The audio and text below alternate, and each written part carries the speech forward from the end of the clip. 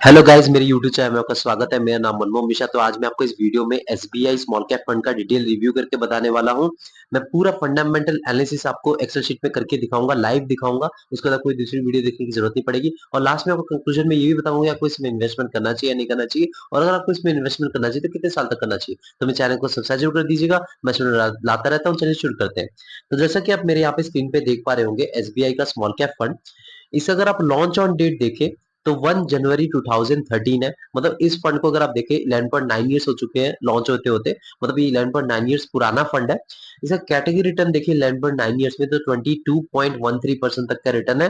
लेकिन इस फंड का अगर आप रिटर्न देखिए 11.9 इयर्स में तो 25.78% तक का रिटर्न है। जी हाँ, इस हमने कैटेगरी को करीब करीब 4% से बीट कर रखा है। तो आप देख पा रहे कितने बड़े मार्जिन से बीट कर रखा है। तो मैं यहाँ पे एक पॉजिटिव फीडबैक दूंगा, लेकिन हाँ, पॉजिटिव फीडबैक सिर्फ इसके लिए दे रहा हूँ रिटर्न के मामले में।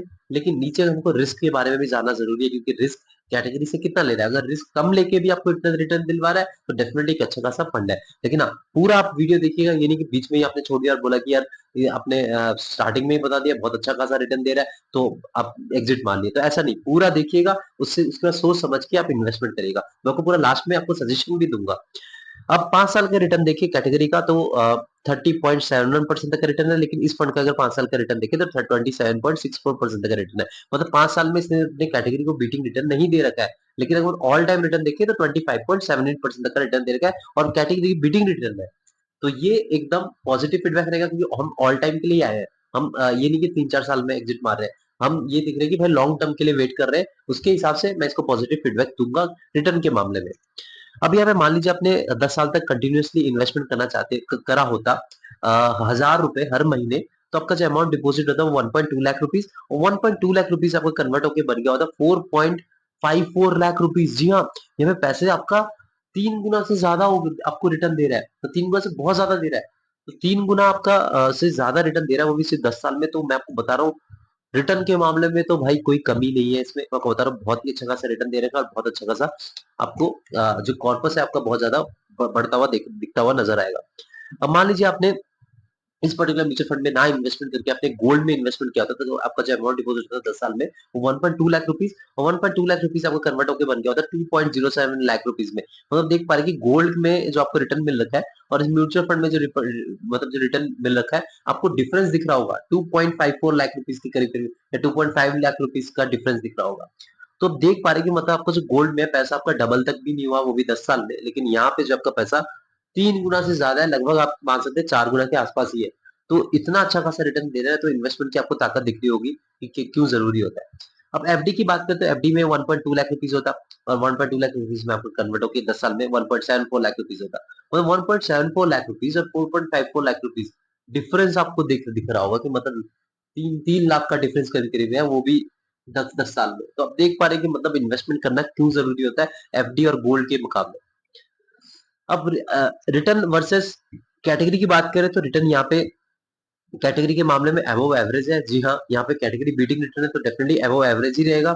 और रिस्क वर्सेस कैटेगरी की बात करें तो रिस्क भी बिलो एवरेज ले रहा है। कैसे, अभी नीचे हम बात करने वाले हैं। ये बहुत बहुत शॉकिंग लगा है कि रिस्क भी कम ले रहा है और यहाँ पे कैटेगरी बीटिंग रिटर्न दे रहा है, और वो भी 3% से बीट कर रहा है। 3% मैं बता रहा हूँ बहुत ही बड़ा मार्जिन है अगर आप लॉन्ग टर्म के लेके चलेंगे तो। तो यहाँ पे risk versus risk and return ratio अगर देखें इस फंड का और कैटेगरी के साथ कंपेयर करके लास्ट 3 इयर्स में, तो बीटा इसका जो देखे, बीटा का क्या होता है बेसिकली आपको पता चलता है कि volatility with respect to its benchmark. जी हाँ, ये पर्टिकुलर म्यूचुअल फंड कितना वॉलेटाइल है with respect to its benchmark, इसका आपको बीटा बताता है। तो यहाँ पे अगर आप देखा जाए 1 से नीचे हो तो उसको ठीक ठाक सा माना जाता है। तो यहाँ पे इस पर्टिकुलर म्यूचुअल फंड का 0.71 बीटा है। लेकिन कैटेगरी देखा जाए तो इसका 0.81 है। तो आप देख पा रहे हैं कि जो कैटेगरी ज्यादा रिस्की दिख रहा है, मतलब वॉलेटिलिटी आपको उसमें ज्यादा दिख रही है, लेकिन यहाँ पे इस पर्टिकुलर म्यूचुअल फंड में कम दिख रही है। तो यहाँ पे आपको वॉलिटी कम करके भी आपको रिटर्न ज्यादा दिलवा रहा है, तो और क्या चाहिए, बहुत बढ़िया है। अभी ये पॉजिटिव फीडबैक रहेगा बीटा के लिए।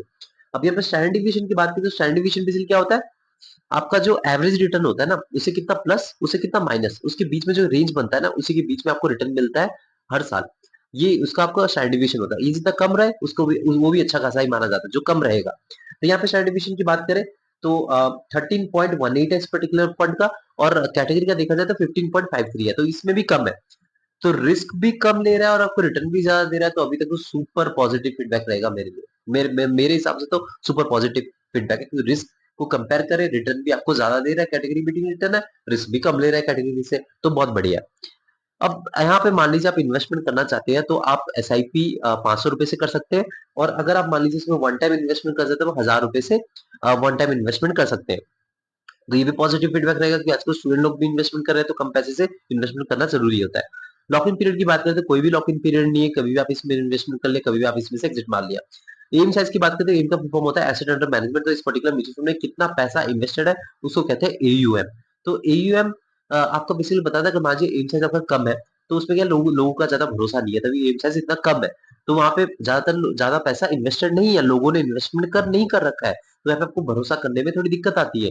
अगर एम साइज ज्यादा होता है उसमें क्या, तो फंड मैनेजर को मैनेजमेंट में दिक्कत आती है, लेकिन वो भी एक पार्शियल इंपैक्ट पड़ता है, लेकिन कम नहीं होना चाहिए। कम होता है तो यार यहाँ पे तो कुछ ना कुछ गड़बड़ है, इस म्यूचुअल फंड में कुछ गड़बड़ है, तभी तो लोग ज्यादा इन्वेस्टमेंट नहीं कर रहे हैं। तो ये जो चीज है, एक ऑप्टिमम जो कहे, मतलब जो परफेक्ट जो कहा जाता है, वो आपका मान लीजिए 10 साल से 15 साल के पुराना फंड है, और आपका 10,000 करोड़ रुपए से लेकर 30,000 करोड़ रुपए के बीच में, उसको एक परफेक्ट एम साइज उसको मान सकते हैं। तो यहाँ पे अगर देखा जाए तो 33,107 करोड़ रुपीज है, तो मैं इसको बढ़िया सा फीडबैक दूंगा, कोई ज्यादा बुरा नहीं है।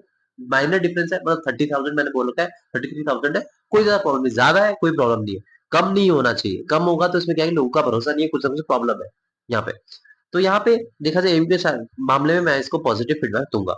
एक्सपेंस रेशियो बेसिकली क्या होता है, देखिए एक्सपेंस रेशियो आप देखिए, आप तो दिमाग लगा नहीं रहे, दिमाग लगाने वाला आपको कौन है, fund manager. Fund manager fundamental analysis करते हैं स्टॉक्स के, और इन्वेस्टमेंट करते हैं, और आपको रिटर्न दिलवाते हैं। तो यहाँ पे क्या है कि आपको एज ए मैनेजमेंट फीस कुछ पेमेंट करनी पड़ती है, तो वो क्या होता है, उसको एक्सपेंस रेशियो कहते हैं। तो यहाँ पे क्या होता है कि आपको अपने प्रॉफिट का कुछ हिस्सा देना पड़ता है। तो ये अगर 1% से नीचे हो तो उसका अच्छा खासा माना जाता है, क्योंकि देखिए लॉन्ग रन में 1% भी लाखों करोड़ का डिफरेंस बन जाता है, तो 1% से नीचे होना जरूरी होता है। तो यहाँ पे 0.66% है, तो मैं इसके पॉजिटिव फीडबैक दूंगा एक्सपेंस रेशियो के मामले में। तो टैक्स इन्फॉर्मेशन की बात करें, 1 साल से पहले आपने एग्जिट मारा, प्रॉफिट बुकिंग कर ली, तो आपको 20% तक का टैक्स देना पड़ेगा प्रॉफिट पे। अगर 1 साल के बाद आपने एग्जिट मारा तो 12.5% तक का टैक्स देना पड़ेगा प्रॉफिट पे। तो मान लीजिए आपने 1 साल से पहले एग्जिट मारा तो आपको 1% तक का एग्जिट लोड देना पड़ेगा, और मान लीजिए 1 साल के बाद आपने एग्जिट मारा तो आपको कोई एग्जिट लोड देने की जरूरत नहीं है। मार्केट कैपिटल की बात करें तो यहाँ पे मिड कैप में एलोकेशन जो है वो 4.40% का एलोकेशन है, उनका सेकंड हो गया आपका स्मॉल कैप में 87.72% का एलोकेशन है, लास्ट ईयर में कोई भी एलोकेशन नहीं है, अदर्स में जो कैश और डेप्ट के फॉर्म में 7.9% का एलोकेशन है। तो देखिए मार्केट कैपिटल के मामले में मैं यहाँ पे कोई फीडबैक ही नहीं दे सकता, क्योंकि देखिए बहुत ज्यादा रिस्क ले रखा है। देखिए कैटेगरी के मामले में तो इन्होंने कम रिस्क ले रखा है, लेकिन वैसे में रिस्की फंड है। देखिए आपको 87% तक का एलोकेशन मिड कैप में, 4% तक का, सॉरी स्मॉल कैप में और मिड कैप में 4% तक है। तो 91 या 92% तक का जो एलोकेशन है इनका बहुत रिस्की है, और बाकी जो 8% है वो अदर्स मेंबर डेप्ट या फिर कैश के फॉर्म में है। तो देखा जाए 92% आप रिस्क लेके चल रहे हैं, तो डेफिनेटली देखिए मैं यहाँ पे कुछ नेगेटिव फीडबैक नहीं दे सकता, लेकिन यहाँ पे थोड़ा एलोकेशन लार्ज कैप में कर सकते थे, स्मॉल कैप में थोड़ा कम कर सकते थे, ताकि थोड़ा रिस्क कम हो जाए। लेकिन हाँ, कैटेगरीज के हिसाब से इन्होंने कम रिस्क लेके चले, लेकिन फिर भी यहाँ पे मैं एक एवरेज फीडबैक दूंगा, कोई पॉजिटिव या नेगेटिव फीडबैक नहीं दूंगा मार्केट कैपिटल के मामले में। देखिए स्मॉल कैप है तो डेफिनेटली स्मॉल कैप ज्यादा रहेगा ही रहेगा, इसमें क्या बोल सकते हैं। सेक्टर एलोकेशन की बात करते हैं, यहाँ पे इंडस्ट्री सेक्टर में 36.52% का एलोकेशन है, कंज्यूमर सेक्टर में 24.11% का एलोकेशन है, फाइनेंशियल सर्विसेज में 16.61% का एलोकेशन है, बेसिक मेटल्स में 10.11% का एलोकेशन है, कंज्यूमर डिफेंसिव में 6.36% का एलोकेशन है, उसके बाद आपका हेल्थ केयर में 2.29% का एलोकेशन है, उसके बाद आपका कम्युनिकेशन सर्विसेज में 2.21% तक का एलोकेशन है, रियल एस्टेट में 1.78% तक एलोकेशन है। तो एलोकेशन के मामले में देखिए ऊपर के जो 5 सेक्टर्स है ना, industrial, communication, consumer cyclical, financial services, basic materials, अगर ये जो 5 सेक्टर्स है, जो 4 सेक्टर्स है, अगर अच्छा खासा परफॉर्मेंस देते हैं आपको एक अच्छा खासा रिटर्न देगा। तो यहाँ पे एक नेगेटिव फीडबैक क्या रहेगा कि उन्होंने इंडस्ट्रियल सेक्टर में बहुत ज्यादा एलोकेशन कर रखा है। अगर आप देखिए इंडस्ट्रियल कंज्यूमर साइकिल अगर प्लस कर दीजिए तो आपको 60% तक एलोकेशन तो दो ही सेक्टर में, तो डाइवर्सिफिकेशन और थोड़ा हो सकता था। तो मैं यहाँ पे एक एवरेज फीडबैक दूंगा, ना तो अच्छा दूंगा ना तो बुरा दूंगा, एक एवरेज सा फीडबैक दूंगा सेक्टर एलोकेशन के मामले में। फंड मैनेजर की बात करते हैं, यहाँ पे 3 फंड मैनेजर है, क्या आर श्रीनिवासन, दूसरे है प्रदीप केसवान, तीसरे है आपका मोहन लाल। सो आर श्रीनिवासन का अगर आप एक्सपीरियंस देखें तो 15.55 इयर्स का है, जो कि बहुत ज्यादा है। और सेकंड है प्रदीप केसवान 0.95 इयर्स का, सेकंड है मोहनलाल, इनकी एक्सपीरियंस है 0.54 इयर्स का। तो फंड मैनेजर के मामले में देखिए एक एक्सपीरियंस फंड मैनेजर होना चाहिए, ताकि आप उनके हिस्ट्री ट्रैक कर सके, उन्होंने क्या रिटर्न दिलवा रखे पास्ट में, उन्होंने उनकी स्ट्रेटेजी क्या होती है, तो क्या आप भी कॉन्फिडेंट रहेंगे इन्वेस्टमेंट करेंगे। तो ये एक फंड मैनेजर जो ज़्यादा एक्सपीरियंस है, तो मैं यहाँ पे पॉजिटिव फीडबैक दूँगा फंड मैनेजर के मामले में। तो ओवरऑल देखा जाए इस फंड को, तो इसने इसकी जो रेटिंग है वो 4 आउट ऑफ 5 है। तो मैं अगर इसको ओवरऑल कंक्लूजन में ये बताऊँ कि बढ़िया-सा फंड है। जी हाँ, डेफ़िनिटली एक बढ़िया-सा फंड है। अगर आप स्मॉल कैप कैटेगरी का अगर आप एक म्यूचुअल फंड ढूँढ रहे हैं, तो डेफ़िनिटली एक बढ़िया म्यूचुअल फंड है। फिर देखिए कैटेगरी के हिसाब से इसने कम रिस्क ले रखा है और आपको रिटर्न भी मैसिव दिलवाया है। 25% तक का इतने लॉन्ग रन में रिटर्न, मैं आपको बता रहा हूँ बहुत ज़्यादा मैसिव रिटर्न है। कंटिन्यूअसली आपको हर साल देना, ये एक अपने आप में ही बहुत बढ़िया है। तो मैं एक सुपर पॉजिटिव फीडबैक दूँगा इस पर्टिकुलर म्यूचुअल फंड के लिए। लेकिन हाँ, आप कोई दूसरे स्मॉल कैप कैटेगरी के म्यूचुअल फंड के बारे में रिसर्च कर सकते हैं, जैसे एक्सिस स्मॉल कैप फंड हो गया, क्वांट स्मॉल कैप फंड हो गया, कोई बंधन स्मॉल कैप फंड हो गया, कैनरा रोबेको हो गया, आपका bank of India small cap fund हो गया, तो ऐसे उनके बारे में भी रिसर्च कर सकते हैं। लेकिन ये जो म्यूचुअल फंड है बहुत बढ़िया फंड है, आप इसमें इन्वेस्टमेंट कर सकते हैं, लेकिन सारा पैसा मत लगाइएगा। लेकिन हाँ, अगर आपके पास टाइम फ्रेम 7 से 10 साल है तभी ऐसे म्यूचुअल फंड में देखिएगा, क्योंकि रिस्की फंड है। यहाँ पे आप देख पा रहे हैं कि जो मार्केट कैपिटल में 87.72% तक का स्मॉल कैप मतलब छोटी कंपनी में पैसा लग रहा है। तो अब यहाँ पे ही इसमें रिस्क का अंदाजा लगा पा रहे होंगे। तो एक रिस्की फंड है, 7 से 10 साल का टाइम फ्रेम है, तो आप अपने पोर्टफोलियो का कुछ हिस्सा इस पर्टिकुलर म्यूचुअल फंड में इन्वेस्टमेंट कर सकते हैं, यानी कि सारा पैसा लगा रहे हैं। सारा पैसा बिल्कुल भी गलती से मत लगाइएगा। जब मार्केट डूबेगी तो ऐसे म्यूचुअल फंड बहुत तेजी से गिरते हैं, और जब उठते हैं तो ये ऐसे म्यूचुअल फंड बहुत तेजी से उठते हैं। तो उस हिसाब से अगर आपका रिस्क एपिटाइट उतना है, तो आप डेफिनेटली ऐसे म्यूचुअल फंड में इन्वेस्टमेंट कर सकते हैं, और लॉन्ग रन में आपको एक अच्छा खासा रिटर्न मिल सकता है। तो मेरे चैनल को सब्सक्राइब जरूर कर दीजिएगा, मैं लाता रहता हूँ। Thank you.